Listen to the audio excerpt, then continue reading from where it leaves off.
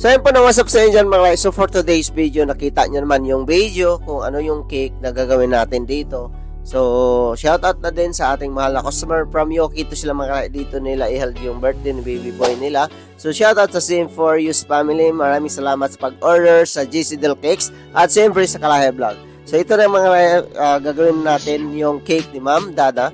So una, siyempre ganun pa rin, naka-frosting na yung cake natin dyan, tapos binalot na natin ng fondant.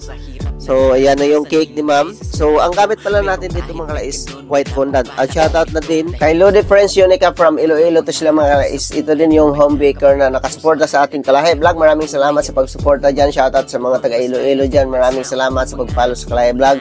So balik tayo sa topic natin mga kala is ito na yung pang-cover natin sa second tile.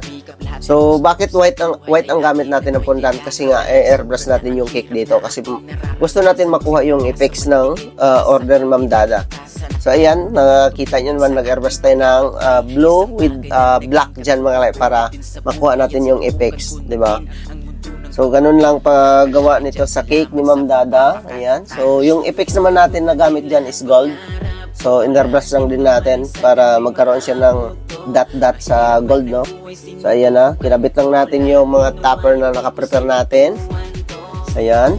So nagtanggal tayo ng gloves diyan mga kalay kasi nga ang purpose diyan para hindi natin masagi yung airbrush sa gloves. Kasi pag once nasagi mo yung airbrush sa gloves is magkakaroon siya ng pangit na basta pangit yung kinalabasan. Ayan.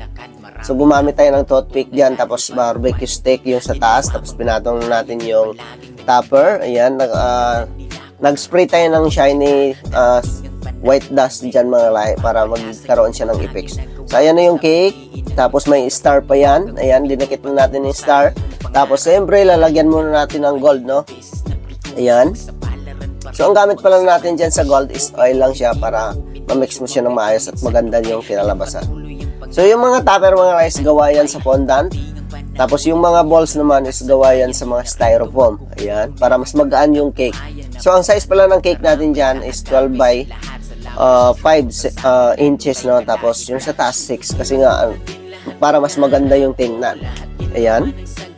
Kasi may i-add pa yata si Ma'am dito na topper din. Kaya naglagay tayo ng space. Ayan.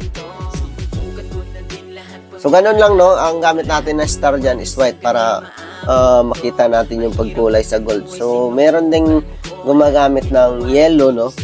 Depende sa kanila, meron ding black. So kung ano yung trip nila. Ayan. So nagandahan ako dito na cake mga kalay. Sobrang ganda to pagkatapos nito. At maraming salamat din kay Ma'am Dada, no? Dito siya nag-order sa Kalahe Vlog. So ayan na yon mga kalay, yung cake ni Ma'am. So pinatayo natin yung letters dyan. Ayan, shoutout to you baby boy Teodoro. Sana paglaki mo mapanood mo to. So ayan na yung cake mga kalay ni Ma'am Dada. So napakaganda din, 'di ba? So yun lang po na mga kalay. Maraming salamat sa pag-follow at syempre pa-share na din sa video na to.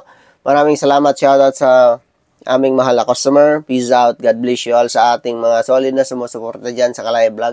Maraming salamat at hanggang sa muli. Peace out. God bless you all. Bye bye. See you the next vlog.